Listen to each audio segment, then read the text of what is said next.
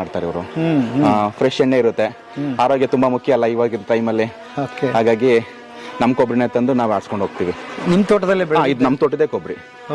ನಮ್ ತೋಟ ಕೊಬ್ಬರಿ ಸಿಕ್ಕಿಲ್ಲ ಅಂತಂದ್ರೆ ನಾವ್ ಇಲ್ಲಿ ಬಂದು 2 ಲೀಟ್ರ್ 3 ಲೀಟ್ರು ನಮ್ಗೆ ಎಷ್ಟು ಬೇಕಾಗುತ್ತೆ ಆ ಟೈಮ್ಗೆ ಅಷ್ಟು ಅಮೌಂಟ್ ಕೊಟ್ಟು ಮಾಡ್ಸ್ಕೊಂಡು ಹೋಗ್ತೀವಿ. ನಮ್ ತೋಟದಲ್ಲಿ ಕೊಬ್ಬರಿ ಇದ್ರೆ ಕೊಬ್ಬರಿ ತಂದು ಆಡ್ಸ್ಕೊಂಡು ಹೋಗ್ತೀವಿ. ಎಷ್ಟು ಹೇಳಿದ್ರು ಜನಗಳ ಹತ್ರ ಅವೇರ್ನೆಸ್ ಬರ್ತಾ ಇಲ್ಲ, ಏನ್ ಕಾರಣ ಅಂತೀರಿ? ಸರ್, ಆರೋಗ್ಯ ಕೆಟ್ಟ ಮೇಲೆ ಬುದ್ಧಿ ಬರುತ್ತೆ ಅಂತಾರಲ್ಲ, ಹಾಗೆ ಆರೋಗ್ಯ ಕೆಡವರೆಗೂ ಆ ತರ ಇರ್ತಾರೆ.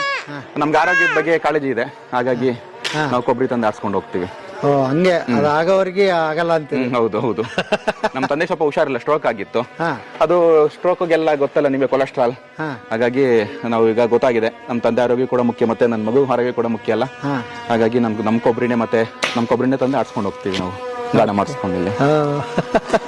ಹಳ್ಳಿಗಳತ್ತ ಇಂಥ ಉದ್ಯಮಗಳು ಬರ್ತಾ ಇದೆ, ಏನ್ ಹೇಳ್ತೀರಿ ಅಂತದಕ್ಕೆ? ತುಂಬಾ ಖುಷಿ ಆಗುತ್ತೆ ಸರ್. ಎಲ್ಲ ಊರ್ ಬಿಟ್ಟು ಬೆಂಗಳೂರಿಗೆ ಹೋಗಿ ಅಲ್ಲಿ ಜೀವನ ಕಟ್ಕೊಳಕ್ ನೋಡ್ತಾವ್ರೆ.